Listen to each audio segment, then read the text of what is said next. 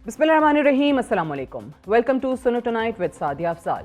आज के प्रोग्राम का ब्रेकडाउन आपको बता दें। प्रोग्राम के पहले हिस्से में हम आपको बताएंगे कि कैसे पाकिस्तान में डिजिटल दौर के आगाज के साथ क्रिप्टो करेंसी का कारोबार मुस्तकबिल में बेहतरी की सिमत जा सकता है।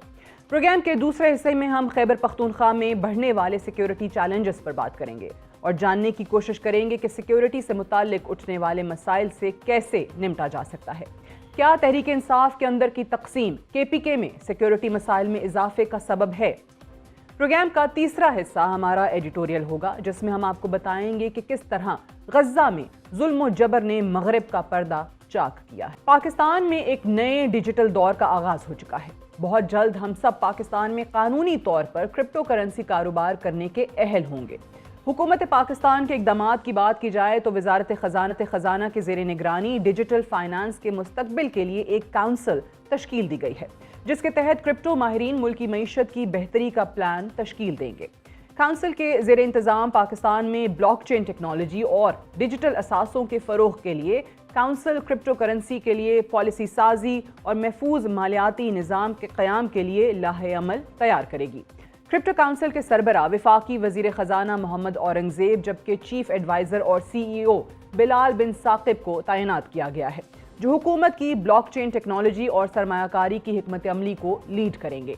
क्रिप्टो की पाकिस्तान की मईशत में अहमियत को मद्देनज़र रखते हुए काउंसिल के बोर्ड मेंबर्स में तमाम अहम ओहदेदारों को शामिल किया गया है। अहम ओहदेदारों में governor state bank of Pakistan, chairman securities and exchange commission of Pakistan, वफाकी सेक्रेटरी कानून और वफाकी सेक्रेटरी इंफॉर्मेशन टेक्नोलॉजी शामिल हैं। हुकूमत की पॉलिसी के तहत पाकिस्तान में ज़ाब्ता अखलाक, कवानीन और आलमी क्रिप्टो और ब्लॉकचेन के इदारों के साथ रवाबित कायम करना क्रिप्टो काउंसिल की अहम जिम्मेदारियों में शामिल है। ऐसा नहीं है कि पाकिस्तान में क्रिप्टो करेंसी में कारोबार और सरमायाकारी इससे कबल नहीं हो रही थी। अलबत्ता हुकूमत की तरफ से क्रिप्टो करेंसी को तस्लीम नहीं किया गया था, लेकिन इसके बावजूद पाकिस्तान में डिजिटल करेंसी में सरमायाकारी जारी थी। Karachi chamber of commerce and industries की रिपोर्ट के मुताबिक पाकिस्तान में क्रिप्टो करेंसी को अपनाने में गुज़श्ता चंद सालों में तेजी आई है और 2020-21 में ग्लोबल क्रिप्टो अपडेशन इंडेक्स में पाकिस्तान तीसरे नंबर पर था, जो 2023 में 8वें नंबर पर आया और अब 9वें नंबर पर है। पाकिस्तान में डिजिटल सरमायाकारी जहां पाकिस्तान की मईशत के लिए मुस्बत साबित हो सकती है, वहां क्रिप्टो पाकिस्तान के कानून नाफिज करने वाले इदारों के लिए एक चैलेंज भी बन सकता है। गुज़श्ता कई सालों की रिपोर्ट्स को देखा जाए तो दुनिया भर में डिजिटल करेंसी को जहां सरमायाकारी के लिए इस्तेमाल किया जा रहा है, वहीं डिजिटल करेंसी की गैर कानूनी सरगर्मियों में भी इजाफा देखने में आ रहा है। क्रिप्टो पाकिस्तान के लिए एक अपॉर्चुनिटी के साथ एक चैलेंज भी बन सकता है।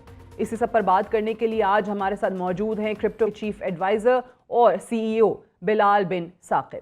Bilal, thank you so much for joining us. सबसे पहले तो ये बताइएगा, क्रिप्टो को लेके जो पाकिस्तान की अप्रोच माजी में रही है, वो किस तरीके से आज की अप्रोच से मुख्तलिफ है? क्योंकि हम अपने अगर नेबरिंग कंट्री को देखते हैं, इंडिया को, दे हैव एडवांस्ड। UAE की बात करें तो वहाँ पे भी आपको नज़र आता है काफ़ी अरसे से इस पे काम हो रहा है, जबकि पाकिस्तान में ख़ास तौर से हुकूमत की तरफ से बाकायदा तौर पे क्रिप्टो करेंसी को बिल्कुल ही ब्लॉक करने का या उस पर पाबंदी आयद करने का भी तस्करा किया जाता रहा है। So what has changed now?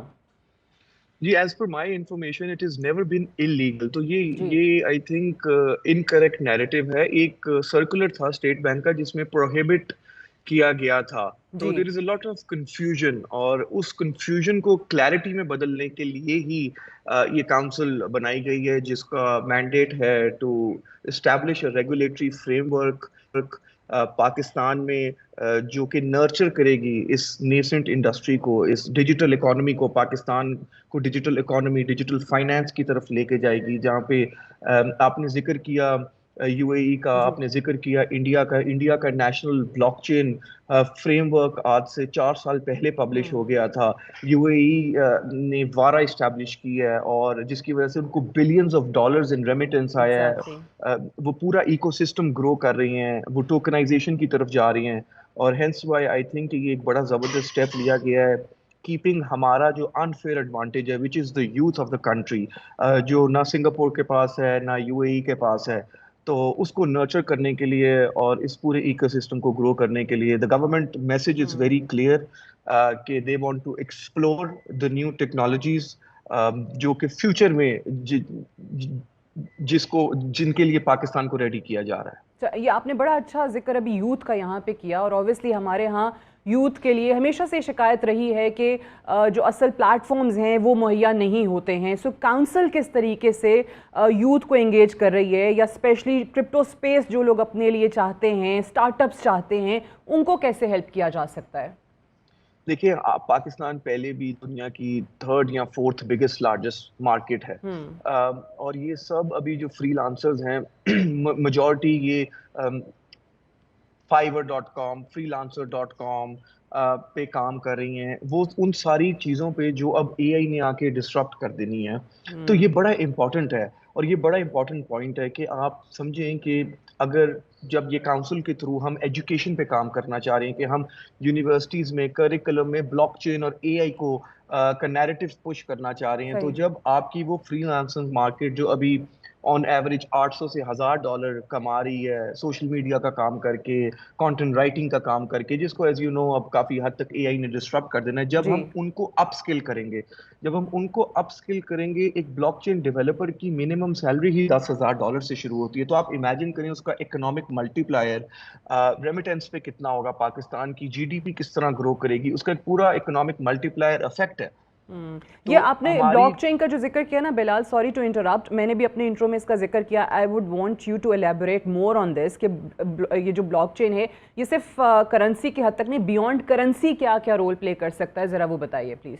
دیکھیے کرپٹو جو ہے نا وہ ایک چھوٹی سی چیز ہے، جو بلاک چین ایکچولی وہ بیوٹیفل ٹیکنالوجی ہے جس پہ کرپٹو بلڈ ہوئی ہے، جس پہ آگے RWA جس کو ہم ٹوکنائزیشن کہتے ہیں، جو USA کا سٹانس ہے، جو دنیا کے سب سے بڑے ایسٹ مینیجر ہیں بلیک راک، وہ بات کرتے ہیں ٹوکنائزیشن کی، جہاں پہ ہم اپنے ان لیکوڈ ایسٹس جو اس وقت ہماری حکومت کے ہیں ان کو ہم لیکوڈیٹی پرووائڈ کر سکتے ہیں، ہم ریز کر سکتے ہیں. ہمیں خالی IMF اور ورلڈ بینک کی طرف جانے کی ضرورت نہیں ہے، کیونکہ دیر آر ادر ویز جہاں پہ ہم اپنے نیچرل ریسورسز کو ٹوکنائز کر کے ملک کا بینیفٹ کر سکتے ہیں. تو بلاک چین کی ٹیکنالوجی دیکھیں، ہر ٹیکنالوجی میں بیڈ ایکٹرز ہیں، بٹ آپ ٹیکنالوجی کو پینلائز نہیں کر سکتے. تو ایکچوئل ٹیکنالوجی جو ہے وہ بلاک چین ہے، وہ امیوٹیبل ہے، وہ ٹرانسپیرنٹ ہے، اس کو آپ گورنمنٹ ایفیشنسی میں یوز کر سکتے ہیں. ایلن مسک نے جو USA میں ایک ڈاج ڈپارٹمنٹ بنایا، ڈپارٹمنٹ آف اکنامک ایفیشنسی، اس میں بلاک چین کی انٹیگریشن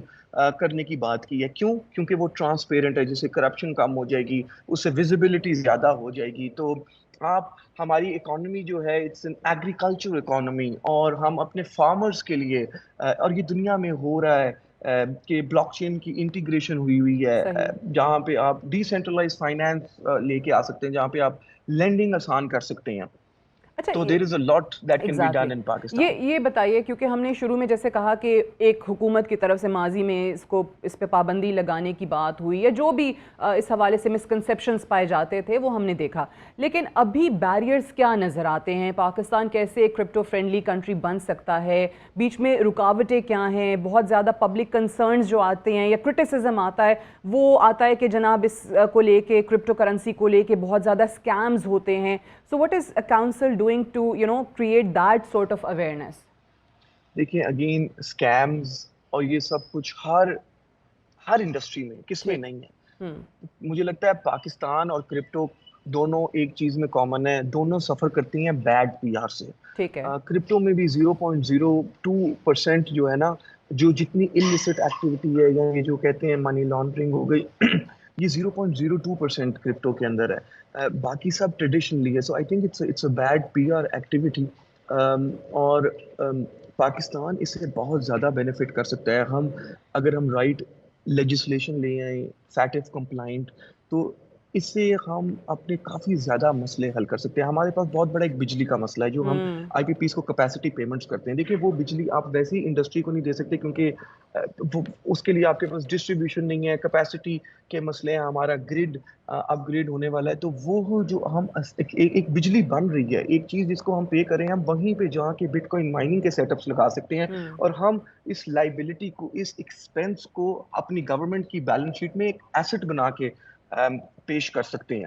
اس کے علاوہ اتنی بڑی یہ مارکیٹ ہے جہاں پہ آلریڈی کرپٹو ٹریڈ ہو رہا ہے, تو ہم ایک اچھے فیوریبل ٹیکس انفراسٹرکچر, ایک ٹیکس رجیم لے کے آ سکتے ہیں جہاں پہ جو لوگ اپ سائٹ انجوائے کر رہے ہیں, جو ابھی ریگولیٹڈ نہیں ہے, ہم اف اینی تھنگ یہ ریگولیشن سے تو کنزیومر پروٹیکشن آئے گی. ہم فیٹف کے لیے ایک بڑی امپورٹنٹ چیز ہے کہ ہم کہیں واپس گرے لسٹ میں نہ چلے جائیں, تو this is extremely positive, and especially when other countries in the world are doing, then why should Pakistan stay behind? یہ آپ نے بڑی زبردست بات کی کہ اٹس آل اباؤٹ ریگولیشنز, تو کاؤنسل obviously باقی دیکھیے, اداروں کے ساتھ سوری بھی میں آپ کی کام. بات کاٹ رہا جی ہوں. جی You have to understand the power of signing the right regulation. Exactly, بالکل The ٹھیک ہے. power of just, of a pen signing on the right piece of paper کیا پروڈیوس کر سکتا ہے؟ یہ وہی چیز پروڈیوس کر سکتا ہے کہ دیکھیں یہاں پہ جب ہمارے فری لانسر بیٹھے ہوتے ہیں وہ ایک ایکس اماؤنٹ کما رہے ہوتے ہیں, بٹ جیسے ہی وہ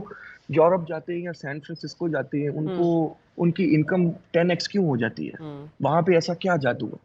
وہاں پہ ان کو ماں باپ کی دعائیں زیادہ لگ رہی ہیں؟ نہیں, وہاں کا انیبلنگ انوائرمنٹ ٹھیک ہے, وہاں کی پالیسیز فیوریبل ہیں جو فلرش کرتی ہیں, and that is why the council is here and the government wants to be that vehicle جو ہنڈرنس نہ کرے, جو کہ ہیلپ کرے ہمارے ینگ یوتھ کو, ینگ انٹرپرینورز کو فلرش کرنے کے لیے, کیونکہ پھر پاکستان کا میپ اور پاکستان لیڈ کرے یہ ڈیجیٹل ٹرانسفارمیشن. یہ آپ بالکل صحیح کہہ رہے ہیں. ہمارا ایشو یہ ہے کہ وہ ریگولیشنز نہیں, دی رائٹ ریگولیشن, کس طریقے سے آپ اس کو لے کر چلتے ہیں, وہ انوائرمنٹ کیسے آپ پرووائڈ کرتے ہیں.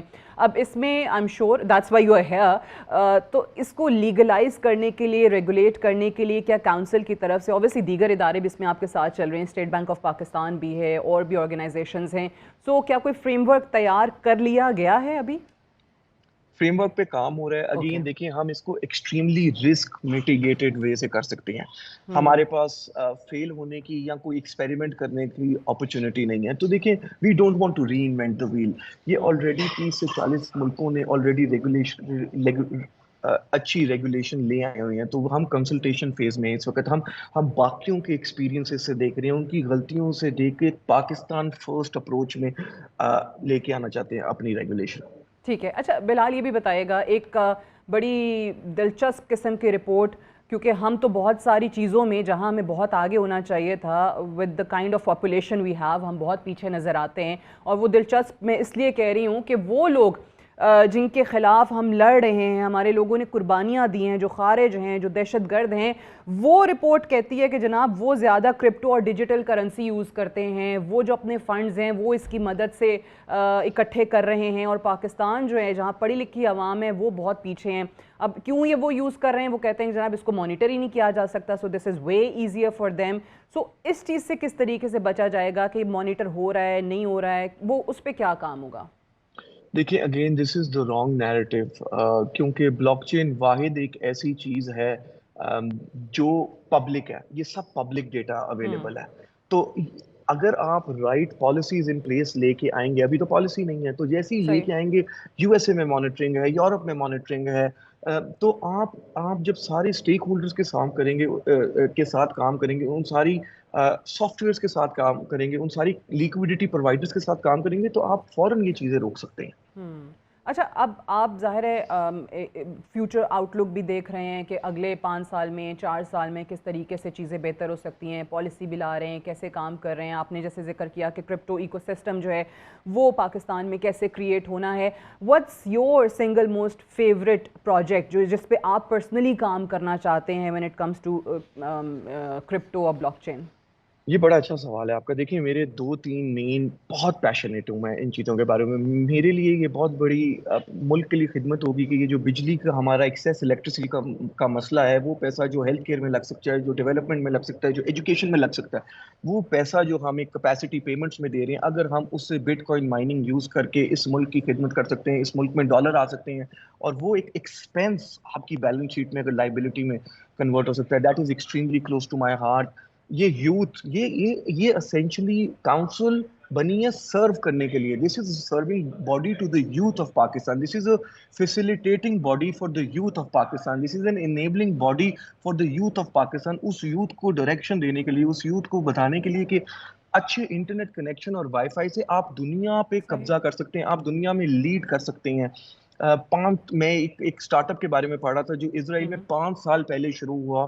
5 سال میں وہ $32 بلین کا گوگل نے اٹھایا. $32 بلین جو ہے نا وہ جورڈان، سیریا، پیلسٹائن، ان سب کی جی ڈی پی سے زیادہ ہے. وہ ایک 3 لوگوں کی ٹیم اگر وہاں پہ بیٹھ کے کر سکتی ہے تو وہی گوگل آپ کے پاس ہے، وہی انٹرنیٹ آپ کے پاس ہے، وہی اے آئی ٹولز آپ کے پاس ہیں. تو ہم اس یوتھ کو ڈائریکشن دینا چاہتے ہیں، اس یوتھ کے لیے انیبلنگ انوائرمنٹ کریٹ کرنا چاہتے ہیں کہ خالی بلاک چین نہیں، آپ اے آئی میں آگے جائیں.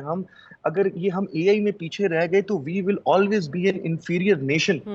یہ آپ نے آئی ٹی اور یہ آپ نے وائی فائی کا ذکر چھیڑ کے نا دکھتی رگ پہ کہتے ہیں نا ہاتھ رکھ دیا ہے، کیونکہ یہاں پہ I'm sure آئی ٹی کی وزارت بھی آپ کے ساتھ کولیبریٹ کر رہی ہوگی. یہاں پہ اچھا انٹرنیٹ سپیڈ نہیں ملتی، چاہے جو آپ سب سے مہنگے سے مہنگا پیکج لے لیں تو بھی وائی فائی اچھا نہیں چل رہا ہوتا. نہیں ہم ہر وزارت کے ساتھ کولیبریشن کر سکتے ہیں. And of course not everything is right, but you know Rome wasn't built in a day, but they were laying bricks every single hour, and that is what our attitude is. There are a lot of problems, but we want to see them as opportunities. وہ جن کو یہ پاکستان کی youth ہی ان problems کو opportunities میں convert کر کے ان کو ایکسلریٹ کرے گی. چلیں, good luck with your vision. Bilal bin Saqib sahab, thank you very much for the show today. We'll take a short break here. Stay tuned. Welcome back to Suno Tonight with Sadia Afzal. آج حکومت کے سیاسی اور معاشی challenges میں کمی ہو چکی ہے. اپوزیشن کی حکومت کے خلاف حکمت عملی ناکام دکھائی دے رہی ہے اور نہ ہی اپوزیشن میں کسی قسم کا گرینڈ الائنس بنانے پر اتفاق ہو سکا ہے. لیکن دوسری طرف وفاقی حکومت کے لیے خیبر پختونخوا اور بلوچستان میں سیکیورٹی چیلنجز میں مزید اضافہ ہوتا ہوا دکھائی دے رہا ہے. بگڑتی ہوئی سیکیورٹی صورتحال کسی بھی لحاظ سے پاکستان کی معیشت کے لیے بہتر نہیں ہے. اسی لیے کہا جا رہا ہے کہ سیکیورٹی صورتحال بہتر ہوگی تو پاکستان کی معیشت مزید بہتر ہو سکے گی. اس وقت پاکستان کے مشرقی اور مغربی سرحد پر دشمن پاکستان کے اندر دہشت گردی کو ہوا دینے میں مصروف عمل ہیں. گزشتہ 24 گھنٹوں کی اہم خبروں کو دیکھا جائے تو گزشتہ روز ایران کے مشرقی صوبے سیستان بلوچستان میں ایک مسلح حملے میں کم از کم 8 پاکستانی شہریوں کو نشانہ بنایا گیا ہے, جو اس بات کی دلیل ہے کہ پاکستان کے دشمن آج بھی ہمارے خلاف عمل پیرا ہیں. آج بھی خیبر پختونخوا میں پاکستان تحریک انصاف کی حکومت اہم کردار ادا کر سکتی ہے, لیکن گزشتہ 1 ماہ کی سیاسی صورتحال کو دیکھا جائے تو پہلے تو خیبر پختونخوا حکومت دہشت گرد عناصر کے خلاف وفاق کا بھرپور ساتھ دینے کے لیے تیار نہیں تھی, اور دوسری اہم بات تحریک انصاف کے پی حکومت اس وقت پہلے سے زیادہ منقسم دکھائی دیتی ہے, جو کسی بھی طور پر پاکستان میں بڑھتے ہوئے سیکیورٹی چیلنجز کے تناظر میں درست نہیں ہے. پروگرام کے اس حصے میں سوال اٹھائیں گے کہ وفاق اور خیبر پختونخوا حکومت کسی طرح ایک پیج پر آ سکتے ہیں, اور اختلافات ہیں تو آخر کہاں پہ. اسی سب پر بات کرنے کے لیے ہمارے ساتھ موجود ہیں پاکستان مسلم لیگ نون کے سینئر رہنما اور وزیر اعظم کے کوارڈینیٹر برائے خیبر پختونخوا اختیار ولی خان صاحب. بہت بہت شکریہ اختیار ولی صاحب, آپ نے پروگرام کے لیے وقت دیا. سب سے پہلے تو یہ فرمائیے گا کہ جہاں حکومت ڈیفینیٹلی یہ کہتی نظر آتی ہے کہ سیاسی محاذ پہ چیلنجز کم ہو چکے ہیں, اس کی وجہ بھی اویسلی پاکستان تحریک انصاف کا منقسم ہونا یا دیگر اپوزیشن کا جماعتوں کا ان کا ساتھ نہ دینا ہے, جہاں پر معیشت کی بہتری کا کریڈٹ لیتے ہوئے نظر آتی ہے, وہیں پر ہم دیکھ رہے ہیں کہ سیکیورٹی چیلنجز میں اضافہ ہو رہا ہے, خاص طور سے خیبر پختونخوا کے اندر اور بلوچستان کے اندر. اس سے نمٹا کیسے جائے گا جب ایک صوبے کی حکومت ساتھ دینے کے لیے تیار نہ ہو وفاق کا؟ Thank you very much Sadia. دیکھیں, لا اینڈ آرڈر کی جو سچویشن ہوتی ہے, اس کی فرسٹ رسپانسبلٹی جو آتی ہے شولڈرز پر تو وہ پروونشل گورنمنٹ کی آتی ہے. اب کیا یہ فیصلہ جو ہے تو یہ صوبائی حکومت کو کرنا ہے کہ کیا وہ لا اینڈ آرڈر کی سچویشن کو حل کرنا چاہتی ہے یا نہیں, وہ اس پہ سیاست کرنا چاہتی ہے. اور سیاست ان کی یہی ہوگی کہ مطلب وہ پھر وفاقی حکومت کو یہ کہے کہ وی آر لیسٹ بادر اور we are not interested in the situation of law and order to be resolved or sorted out. تو اگر ان کا یہ موقف ہے تو میرے خیال میں جو ہونا نہیں چاہیے, اور مجھے لگتا بھی نہیں کہ ایسا ہوگا. آپ نے 1 سال کی حکومت دیکھ لی ہے جو خیبر پختونخوا میں علی امین گنڈاپور صاحب کی یا پی ٹی آئی کی حکومت ہے, تو لا اینڈ آرڈر کی سچویشن, امن و امان کے جتنے مسائل ہیں اس میں وہ مکمل ہی ان کا کوئی کہیں پہ دلچسپی یا ان کا جو انٹرسٹ ہے وہ دکھائی نہیں دیتی. آج بھی جتنا کورم کا واقعہ نیشنلی اور انٹرنیشنلی وہ اس کا مطلب چرچا ہوا, اس کی بات ہوئی, وہ انڈر ڈسکشن رہا آج تک. حالانکہ میں سمجھتا ہوں کہ یہ وزیر اعلیٰ کی نیبرہڈ ضلعوں میں سے ہے, ڈسٹرکٹ کرم جو ڈیائی خان اور ٹانگ کے بہت قریب ہے. آج تک سی ایم صاحب وہاں پر نہیں گئے ہیں, انہوں نے وہاں کا دورہ نہیں کیا.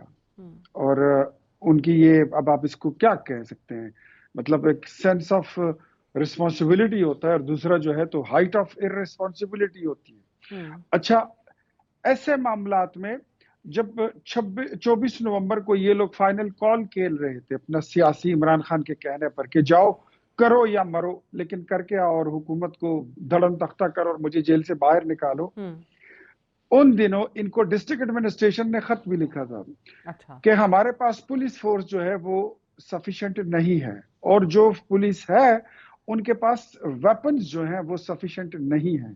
اور ایسے حالات میں ان کے خط کو نل اینڈ وائڈ قرار دے کر اس کو ردی کی ٹوکری میں اس کو پھینک دیا گیا, اور صوبائی حکومت نے اس پہ ان کے کان پہ جوں تک نہیں رنگی. اس کے باوجود پھر 21 تاریخ کو محسن نقوی صاحب جو وزیر داخلہ ہے, انہوں نے خود ان کے ساتھ رابطہ کیا کہ ہماری انفارمیشن ہے کہ آپ کے پاس وہاں پر سچویشن ٹھیک نہیں ہے, اور انہوں نے اگر آپ کو ایف سی کی ضرورت ہے, آرمی کی ضرورت ہے, تو آپ ہمیں بتائیے, ہم آپ کو فیسیلیٹیٹ کریں, اسسٹ کرتے ہیں. بٹ ان وین کوئی جواب وہاں سے نہیں آیا. تو اب ایسے معاملات اگر اٹھتے رہیں, چلتے رہیں وزیرستان میں, کرم میں, اور صوبے کے طول و عرض میں, اب تو پشاور میں آج آپ نے دیکھا ہوگا کہ نوشہرہ میں ایکسائز اینڈ ٹیکسیشن کے اہلکاروں پر راہ چلتے ہوئے لوگوں نے فائرنگ کر کے آج 3-4 بندے ان کے مار دیے ہیں. تو اگر ایسے حالات ہوں گے اور صوبائی حکومت جو ہے تو وہ اپنی ذمہ داریوں سے غافل رہے, تو وفاق کب تک ہاتھ پر ہاتھ ڈال کے وہ دھرا رہے کہ وہ بیٹھی رہے گی اور وہ دیکھتی رہے گی تماشا. تو میرے خیال میں پھر اس کے لیے جو بھی راستہ ہوگا آئین اور دستور کے پیرائے میں within the circle of constitution and law. بالکل صحیح. یہ جو آپ کہہ رہے ہیں, میں اس پہ آتی ہوں, وفاق کا کیا رول ہو سکتا ہے یا وہ کیا کر سکتے ہیں, اس پہ بعد میں بات کرتے ہیں. پہلے تو بتائیے گا کہ اصل ایشو اس وقت خیبر پختونخوا کی حد تک آ کیا رہا ہے, وہ عناصر کون سے ہیں جو یہ زیادہ مسائل کھڑے کر رہے ہیں؟ وہ لوگ جن کو جیلوں سے رہا کیا گیا, وہ لوگ جن کو اجازت دی گئی کہ وہ افغانستان چلے جائیں, وہ لوگ جن کو اجازت دی گئی کہ وہ افغانستان سے واپس آ کے یہاں بسنا چاہیں تو بس لیں. یہ کہاں ایشو پیدا کہاں سے ہو رہا ہے؟ کیونکہ اگر آپ کو یاد ہو, پچھلے دنوں گنڈاپور صاحب کا ایک سٹیٹمنٹ آیا تھا جو کہ اوبیسلی میڈیا میں رپورٹ ہوا کہ انہوں نے ذکر کیا کہ پتہ نہیں اتنے ہزار لوگ آ چکے ہیں اور اتنے ہزار جو ہیں وہ مزید آنے کو بھی تیار ہیں. Obviously he was referring to Afghanistan. سو یہ ایشو ہے کیا؟ دیکھیں, میرا ذرا سٹینس اس پہ تھوڑا سا لوگوں سے مختلف ہے, بیکاز لوگ اسلام آباد میں یا کہیں اور بیٹھ کر وہ سیاست کرتے ہیں, بات کرتے ہیں. میں تو خود اس صوبے میں رہتا ہوں. میرے گھر میں 2 غازی ہیں, میرے گھر میں 2 وکٹمز ہیں جو ٹیررزم کے ہم متاثرہ خاندانوں میں سے ایک ہیں.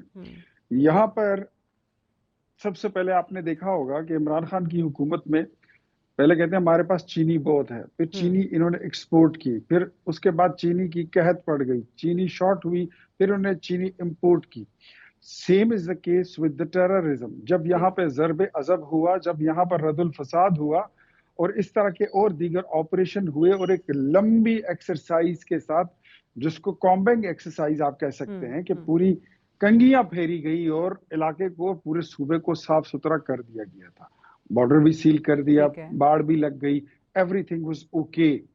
2022 میں پھر یہ عمران خان کی پالیسی بنی تھی, اور 2021 میں کہ انہوں نے پھر جنوری فیبروری میں انہوں نے باقاعدہ طور پر جن لوگوں کو فورسفلی یہاں سے نکال دیا گیا تھا, and they were been pushed to Afghanistan, اور کچھ جیلیں ٹوٹ گئی تھی وہاں سے, لوگ جو ہائی پروفائل کے وہ تھے لوگ تھے, ان کو ٹیررسٹ کے, وہ بھی جیل ٹوٹ کے توڑ کے وہ نکل گئے تھے, افغانستان چلے گئے تھے. تو ان کو دوبارہ پھر انہوں نے باقاعدہ لیگل طریقے کو لیگلائز کر کے ان کو امپورٹ کیا کہ جی ان کی یہاں پر رشتہ داریاں ہیں, دوستیاں ہیں, اور ہم ایک 15,000 یا 20,000 فیملیز کو لا رہے ہیں. تو یہ وہی لوگ ہیں جو انہوں نے اپنے حساب سے ان کو امپورٹ کیا تھا، سوات، کاشغر، جنوبی وزیرستان، شمالی وزیرستان، ان راستوں سے وہ آئے اور یہاں پہ ان کو فیسیلیٹیٹ کیا.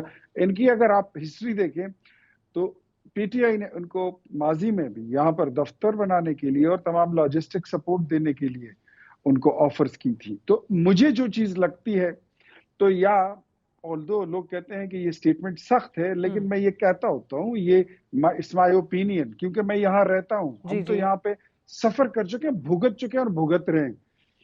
ایسے لگتا ہے کہ یا تو تحریک انصاف کی اس حرکت کو میں دیکھتا ہوں، یہ جیل ٹوٹنے کے واقعات اور پھر ٹیررسٹ کو باقاعدہ امپورٹ کرنے کے اور یہاں پہ لا کے آباد کرنے کے واقعات کو دیکھتا ہوں، تو مجھے ایسا لگتا ہے کہ پی ٹی آئی جو ہے یا ٹیررسٹ تنظیموں کی سیاسی ونگ ہے یا پھر ٹیررسٹ تنظیمیں پی ٹی آئی کی عسکری ونگ ہے. اور جس کے بارے میں یہ بات بھی سننے میں آئی کہ ان کو باقاعدہ یہ ٹاسک دیا گیا تھا کہ آپ ملک کے جتنے پولیٹیکل لوگ ہیں جو ہمارے مخالف ہیں، آپ ان کو قتل کریں، ان کے منصوبے بنائے گئے اور عمران خان کے لیے راستے سارے صاف کر دیں. تو this is what we are happening and we are facing بالکل ٹھیک ہے. اچھا، اوبیسلی یہ خیبر پختونخوا کے معاملات اب وفاق کے لیے، وزیر اعظم صاحب کے لیے دیکھ بھی رہے ہیں. خیبر پختونخوا کے گورنر فیصل کریم کنڈی صاحب، وہ بھی ہمارے پروگرام میں ہی گلا شکوہ کر چکے ہیں. حالانکہ اوبیسلی گورنر جو ہے وہ وفاق کا نمائندہ ہوتا ہے، لیکن ان کی وفاق سے ڈائریکٹلی وزیر اعظم سے شکایات ہیں. آپ کے اس پہ کیا اوپینین ہے؟ وہ یہ کہتے ہیں کہ جناب وزیر اعظم ہر جگہ جا سکتے ہیں، پنجاب کے ہر شہر میں جا سکتے ہیں، مختلف منصوبوں کے افتتاح کر سکتے ہیں، تو خیبر پختونخوا وہ کیوں نہیں آتے، وزٹ کیوں نہیں کرتے، اس صوبے کو اتنی امپورٹنس کیوں نہیں دے رہے؟ آپ کی اس حوالے سے بات ہوئی وزیر اعظم صاحب سے؟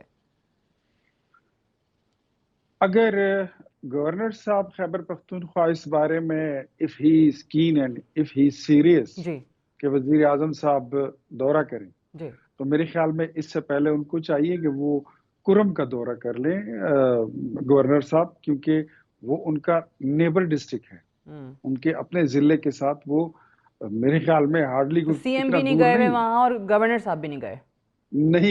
تو میرے خیال میں آپ اگر میرے محلے میں، میرے علاقے میں، میرے حلقے میں یا میرے نیبر ڈسٹرکٹ میں کوئی واقعہ ہو اور میں ادھر خود نہ جاؤں اور میں یہ گلہ کروں کہ وزیر اعظم صاحب نہیں آ رہے یا وہ نہیں آئے، تو what does it mean؟ میرے خیال میں ان کا یہ گلہ، یہ مزہ نہیں آتا، یہ جچ نہیں رہا، یہ ان کو نہیں جچتا. اور گورنر صاحب جو ہیں وہ اس وقت خیبر پختونخوا میں وفاق کے نمائندے ہیں اور ان کو چاہیے کہ وہ وزٹ کرتے، بہت بہتر ہوتا. اور اس کے بعد اگر وہ مشورہ دیتے تو پرائم منسٹر صاحب اگر وہ بلوچستان جا سکتے ہیں، جیسے جعفر ایکسپریس کا واقعہ ہوا، دا مومنٹ آپریشن وہ گیٹ کمپلیٹڈ، اور اس کے بعد پھر پرائم منسٹر صاحب جو ہے انہوں نے جہاز پکڑا اور اپنی ٹیم کے ساتھ وہ وہاں پر پہنچے. ڈاکٹر عبد المالک کو بلایا گیا، نواز شریف صاحب نے ان کے ساتھ میٹنگ کی. ہماری تو یہ دلچسپی ہوتی ہے. اب یہاں پر ایک طرف تو علی امین گنڈا پور صاحب ہیں، وہ تو obviously کبھی نہیں چاہیں گے، تو دوسری طرف اگر ہمارے وفاق کے نمائندے گورنر صاحب ہیں، اگر وہ بھی اس طرح کریں تو مجھے بتائیے کہ وفاق کو راستہ کون دے گا؟ کیا اب محسن نقوی صاحب فوج اور ملیشیا لے کر وزیر اعظم صاحب کے لیے راستہ بنائیں گے تو پھر وزیر اعظم صاحب جائیں گے؟ چلیں یہ میرے خیال میں ٹھیک ہے. یعنی سی ایم صاحب گنڈا پور صاحب بھی نہیں گئے، کنڈی صاحب بھی نہیں گئے، حالانکہ پاکستان پیپلز پارٹی خود اس کا شمار ان جماعتوں میں اس ہوتا ہے جنہوں نے دہشت گردی کے خلاف اوبیسلی قربانیاں دی ہیں، اپنے لیڈران کی بھی قربانیاں دی ہیں. مجھے یہ بتائیے لاسٹلی کہ وزیر اعظم صاحب، جس طرح ہم پہلے بات کر رہے تھے کہ پھر اگر صوبہ نہیں مانتا ہے، سی ایم صاحب اسی چیز پر اصرار کرتے ہیں کہ آپریشن بھی نہیں ہوگا، وفاق کے ساتھ کسی بھی اسٹریٹجی بھی کوآپریٹ بھی نہیں کریں گے، وہ انفیکٹ کہیں گے کہ مجھے جانے دیں، میں مذاکرات کرتا ہوں افغان حکومت کے ساتھ جا کے، تو پھر اگر صوبہ بالکل انکاری ہو گیا، وفاق کیا کر سکتا ہے؟ کیا آپشنز ہیں؟ There are lot of options. Okay. Lot of options. کچھ میں آپ کو کہہ دیتا ہوں، کچھ ابھی نہیں کہوں گا. ٹھیک ہے. جب بات ایسی ہوگی نا کہ جب بات صوبے کی اور ملک کی سلامتی پر آئے گی نا، اور یہاں پر کوئی اپنی ذمہ داری کا احساس نہیں کرے گا، تو یہ پاکستان کا حصہ ہے، یہ کوئی الکمونیا نہیں ہے، نہ ہی یہ کوئی کمبوڈیا ہے، نہ ہی یہ کوئی مطلب ایسا کوئی باغی ریاست ہے جو ڈکلیئر ہو چکا ہو، جو پاکستان سے خدا نخواستہ ٹوٹ چکا ہو. پھر یہاں پر جتنے بھی آئینی دستوری راستے ہیں within the certain limit of constitution and law, وہ پھر ہم اڈاپٹ کر لیں گے. ہمارے پاس اور راستے پھر ہیں، لیکن پھر اس سے پہلے میں یہ صوبائی حکومت کو وارن کر لوں اور وہ اس بات کو سمجھ لیں کہ اگر آپ اپنی ذمہ داری کا احساس نہیں کریں گے تو ہمیں اپنی ذمہ داری کا احساس ہے، اور ہم خیبر پختونخوا کے عوام، ان کی جان و مال اور ان کے امن و امان کے مسائل سے غافل نہیں رہ سکتے. اور اپنی ذمہ داریاں اگر ہمیں جب بھی ذمہ داریاں ہمیں پوری کرنی پڑی تو ہم اس کو پوری کریں گے at any cost. then the federal government will have to intervene. بہت بہت شکریہ اختیار for joining us on the show today. We'll take a short break here. Stay tuned. آج مہذب کہلائی جانے والی دنیا انتہائی پستی کا شکار ہو چکی ہے. نہ اپنے حق کے لیے آواز اٹھانے کی آزادی ہے اور نہ ہی کسی کے حق کے لیے آواز اٹھائی جا سکتی ہے. گزشتہ 1.5 سال سے جاری فلسطینی عوام کے خلاف اسرائیلی نسل کشی کی کارروائی نے ہمیں بتایا ہے کہ مغرب کا چہرہ کتنا بھیانک ہے. فریڈم آف سپیچ صرف ایک افسانوی بات معلوم ہوتی ہے جس کا تذکرہ ہم تاریخ اور قانون کی کتابوں میں تلاش کر سکتے ہیں. حقیقت سے اس کا کوئی تعلق نہیں. آئین اور قانون کی کتابوں میں اظہار رائے کی آزادی یا فریڈم آف سپیچ سب بس دکھاوے کی باتیں ہیں. امریکہ ہمیں اور دیگر ترقی یافتہ ممالک کو اظہار رائے کی آزادی پر لیکچر دیتا تھا اور ہمیں اپنے آئین کے بارے میں بتاتا تھا کہ ہمارے آئین کی فرسٹ امینڈمنٹ ہمارے آئین کی روح ہے اور ہمارا سارا نظام اس ایک شق پر چلتا ہے. لیکن جہاں اسرائیلی جارحیت کے خلاف فلسطین کی حمایت میں بات کی جائے وہاں ایسا معلوم ہوتا ہے کہ امریکی آئین کی یہ فرسٹ امینڈمنٹ مکمل طور پر ناکارہ ہو چکی ہے. کہا جاتا ہے کہ امریکہ میں اینٹی سیمیٹزم کو برداشت نہیں کیا جا سکتا. گزشتہ روز امریکی عدالت نے ایک نئی تاریخ رقم کرتے ہوئے اپنے پرماننٹ رہائشی جو کہ ایک امریکی شہری کا خاوند ہے اس کو امریکہ سے نکالے جانے کی حکومتی درخواست پر حکم جاری کرتے ہوئے کہا ہے کہ امریکہ سے اسے ڈپورٹ کیا جا سکتا ہے. امریکی عدالت نے امریکی آئین کی دھجیاں اڑا دی. ہم بات کر رہے ہیں امریکی رہائشی محمود خلیل کی جس کا جرم یہ تھا کہ اس نے کولمبیا یونیورسٹی میں ہونے والے مظاہروں میں اسرائیلی جارحیت کے خلاف آواز اٹھائی تھی. محمود خلیل کولمبیا یونیورسٹی کا گریجویٹ ہے اور اس نے امریکی آئین و قانون کے مطابق کوئی جرم نہیں کیا تھا. خلیل کا جرم صرف یہ ہے کہ اس نے اسرائیلی جارحیت کے خلاف آواز اٹھاتے ہوئے یونیورسٹی سے مطالبہ کیا تھا کہ اسرائیلی افواج کے ساتھ تعلقات کو ختم کیا جائے. خلیل کا کہنا تھا کہ اسرائیلی افواج فلسطینی عوام کی نسل کشی میں مصروف ہے اور ایسی کسی فوج کے ساتھ یونیورسٹی کو تعلق نہیں رکھنا چاہیے. گزشتہ ماہ محمود خلیل کو کولمبیا یونیورسٹی میں اسرائیل مخالف مظاہروں کے الزام میں گرفتار کیا گیا تھا.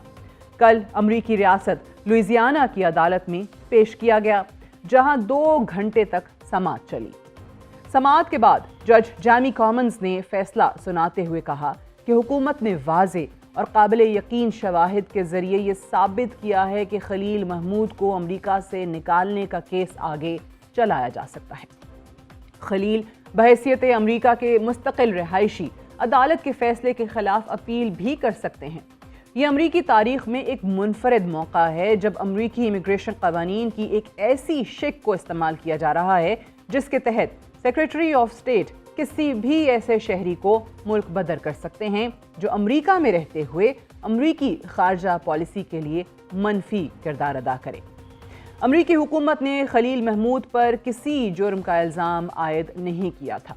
Secretary of state Marco Rubio نے اپنے 2 صفحات پر مشتمل خط میں کہا تھا کہ خلیل محمود کو اینٹی سیمیٹک پروٹیسٹس اور امریکی نظام میں خلل ڈالنے والی سرگرمیوں کی وجہ سے امریکہ سے نکالنے کی اجازت دی جائے. خط میں کہیں یہ نہیں کہا گیا تھا کہ خلیل نے کوئی جرم کیا ہے، لیکن یہ ضرور بتایا گیا تھا کہ امریکی حکومت مستقل رہائش کی قانونی حیثیت منسوخ کرنے کا اختیار رکھتی ہے. خلیل کے وکلاء کا کہنا ہے کہ امریکی وزیر خارجہ کا خط عدالت کے لیے ایک قسم کا حکم نامہ ہے جس میں کسی قسم کے جرم کا تذکرہ نہیں کیا گیا، صرف یہ باور کرایا گیا ہے کہ ہم یہ ایکشن لینے کے اہل ہیں.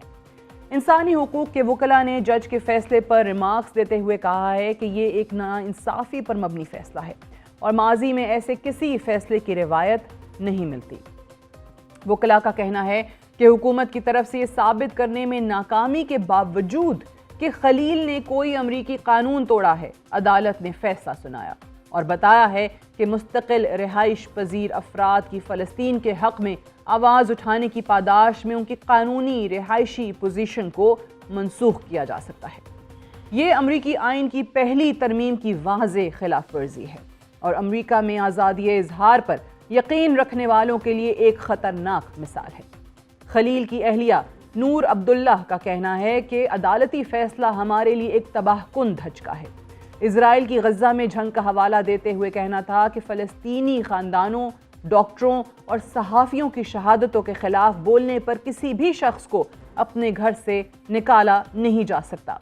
آج دنیا کی سب سے مہذب کہلائے جانے والے معاشرے میں ظلم و جبر کے خلاف آواز اٹھانا جرم بن چکا ہے۔ صہیونی طاقت کے سامنے قانون کی کتابیں اور امریکی آئین بے بس ہے۔ امریکی آئین کی فرسٹ امینڈمنٹ آج بے وقت ہو چکی ہے۔ خلیل محمود اور نور عبداللہ ہم سے اور امت کہلانے والوں کی نسبت بہت افضل ہیں۔ کم از کم صہیونیت کے خلاف آواز اٹھا رہے ہیں اور صہیونیت کا سامنا بھی کر رہے ہیں۔ That's all for tonight. Good night and Allah Hafiz.